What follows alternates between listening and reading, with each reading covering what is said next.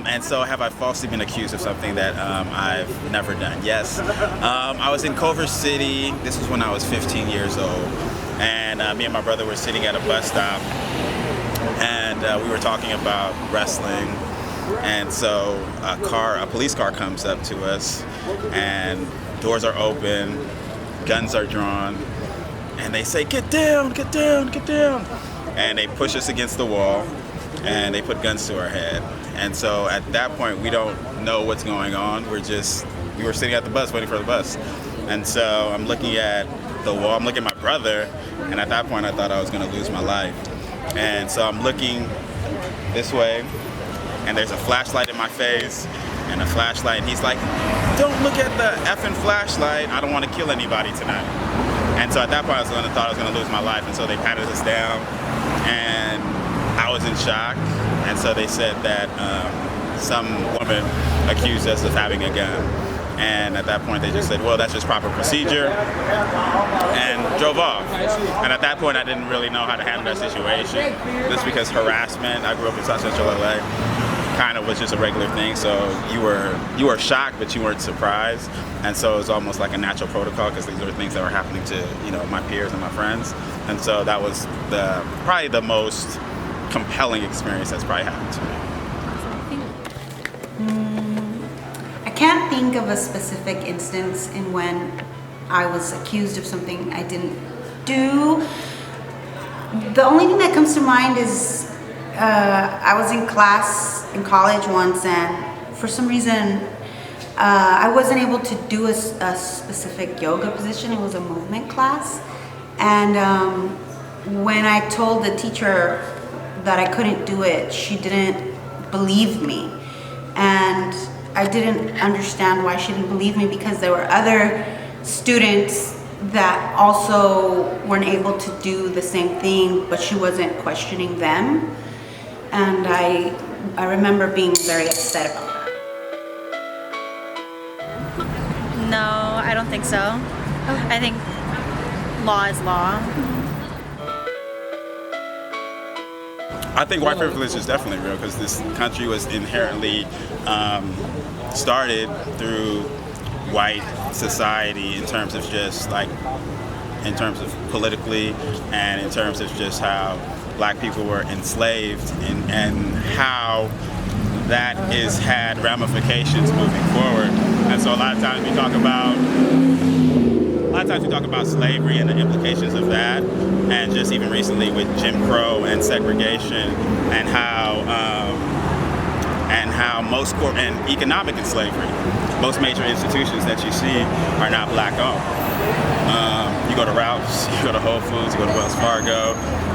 On average, if a black person is getting hired, it's not by somebody that looks like him. And there's a huge disparity in terms of incomes of whites and blacks, and that's just because there's not a means for ownership. There's not a means of ownership within media. There's not a means of ownership between property. There's not a means of income to start our own situation. So we are dependent on people that don't look like us. We're constantly miseducation. Most of our teachers don't look like us. Most of the history that's taught to us is slavery and civil rights.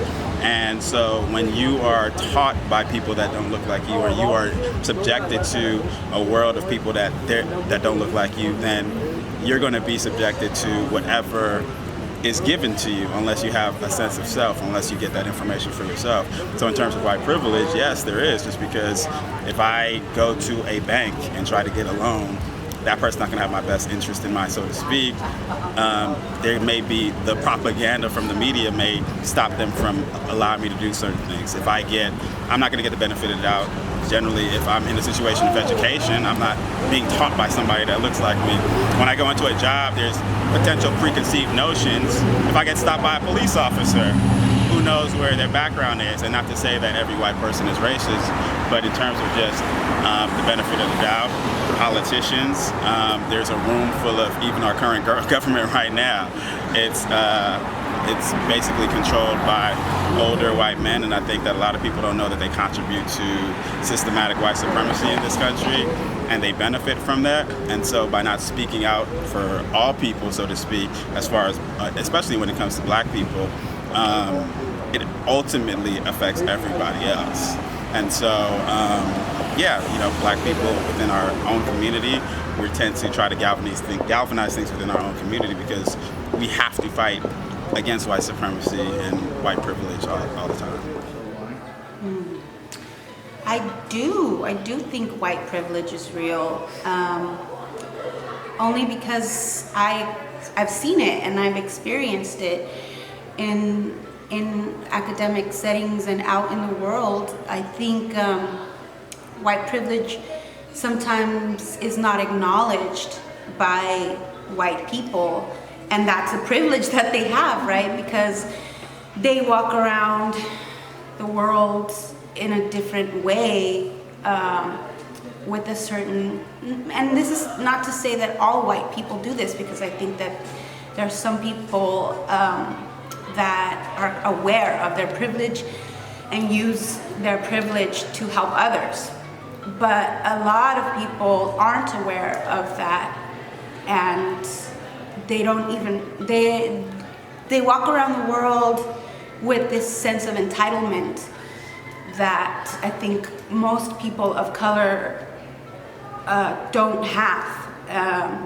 The difference is that I feel like people of color are constantly asking for permission, and white privilege is just entitlement and thinking that you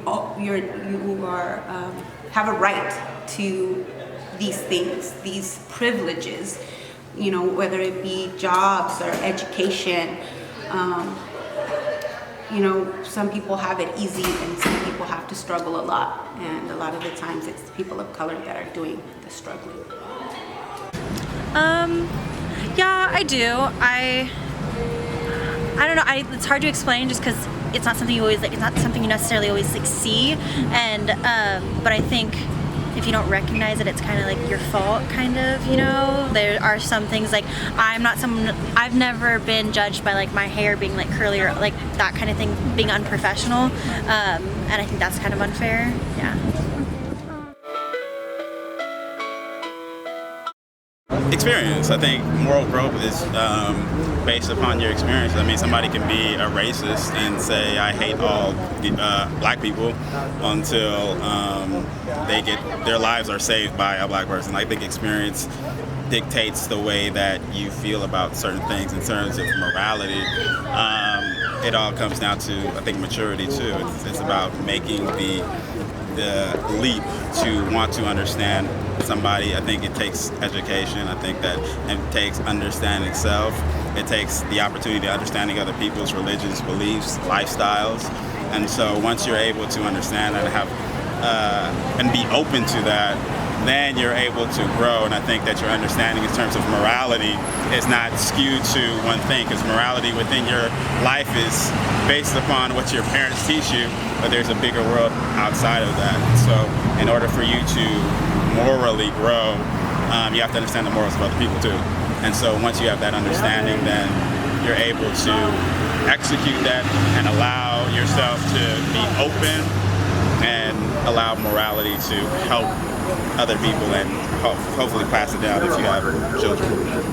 Yeah. I think my morality is sort of based on how I was raised and what I was taught within my community when I was growing up and within my family. I think a lot of that also comes from spirituality, and even now as an adult, where I have more of a choice as to, I have more freedom of choice. I think it just comes down to you have like a gut instinct where at least I can feel like this feels wrong. This is making me feel bad, or my actions are gonna make this other person feel bad. And it also, I feel it in my gut when it feels good, when something feels right, when you know like what the right thing to do is.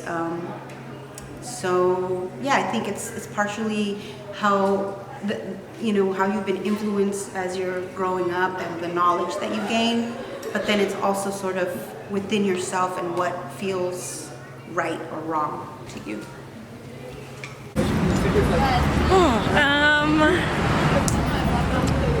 I don't don't know. I think social media is like a huge, that's gonna influence everything you do, really. I mean, now, yeah.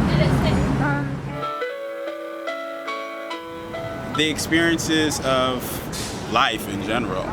I think that you have to understand the reasoning behind something, and everything is not absolute. And think that sometimes, like for instance, I told a story about me being stopped by the police, and so obviously it was wrong, but it was an opportunity for me to understand myself and things that I needed to do, and understand how things kind of work, and understand different people and different situations, not only from a social aspect or a political aspect, but the thought process of myself and why this was happening.